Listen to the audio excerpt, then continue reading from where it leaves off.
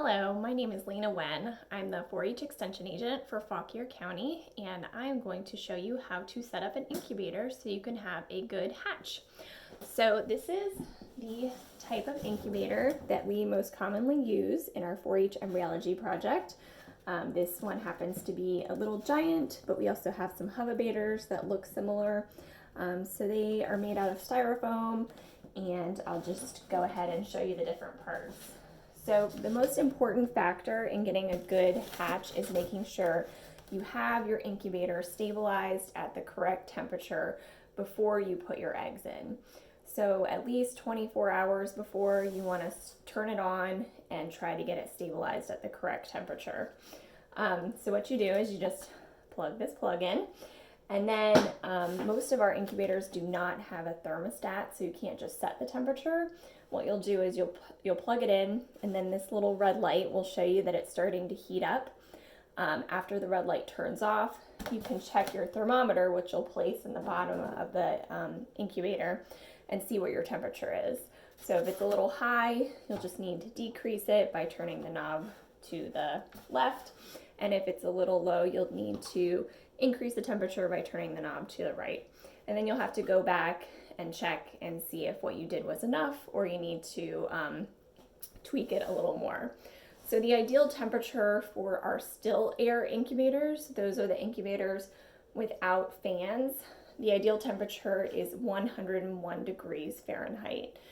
So the incubators, as the heating element turns on and off, the temperature does fluctuate a little bit below and above 101. But if you're averaging 101 by going up to 102 and then back down to 100, then you should be good. If your incubator is fluctuating a lot, like going up to 103 or 104 and then going down to like 98, that's too much fluctuation and you're probably not going to get a good hatch. So you want to make sure that it's stabilizing at 101 and not fluctuating too much from that temperature. So a couple other things about the top before I show you the other piece is these plugs. These are really only used as the chicks are hatching out. So once you notice that you have a chick that has finally come out of an egg, what you'll do is you'll remove these, and that just lets a little excess moisture go out of the incubator so that chick can dry off a little bit easier. So most of the time we just leave these in. And these are notorious for getting lost. So if you are missing these, you might already have some tape over here. If you don't, you can just put a little piece of masking tape on top of that. That's good. There are also some other little tiny holes that look like this. These are actually ventilation holes.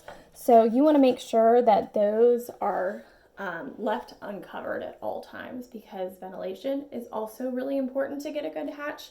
So that's pretty easy. Just don't set any books or anything on top of that.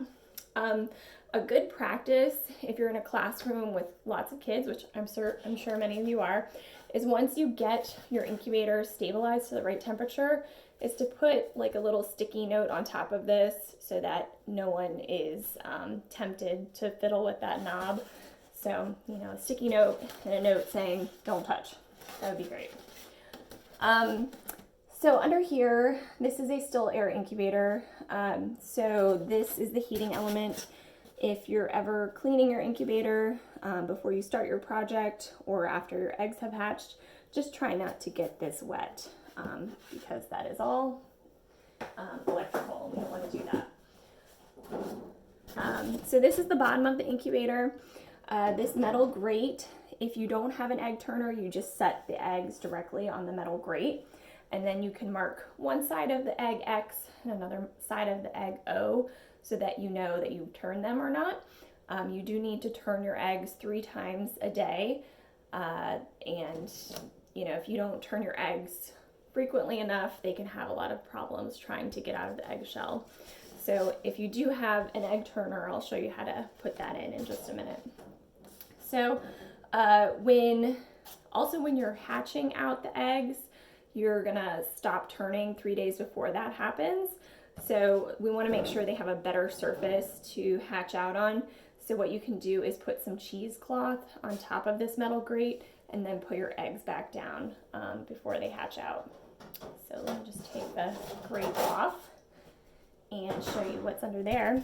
So underneath that, there are these channels. So that is really important because beyond temperature, humidity is probably the second most important factor in getting a good hatch. So what you want to do is just make sure that these water channels are full of water at all times. The ideal temperature, or the ideal humidity for this project is 60%. And then in the last 3 days, if that can even be bumped up to 65 or 70, that's even better. Most of the thermometers that we give you, they also have a hygrometer on it. So that little percentage tells you the percentage humidity in your incubator. You'll also notice that a lot of our incubators, they have these little ventilation holes at the bottom too. So just be careful when you are putting water in your incubator that you're not just pouring it in the ventilation holes, because then it will just come out and make a big mess, and you don't want that. So just make sure that it gets into the channels. If you are having any issues maintaining the right humidity, a trick that you can do to bump up the humidity levels is to put some long slivers of sponge in the channels, and then that will just kind of increase the surface area for evaporation, and it should increase your humidity as well.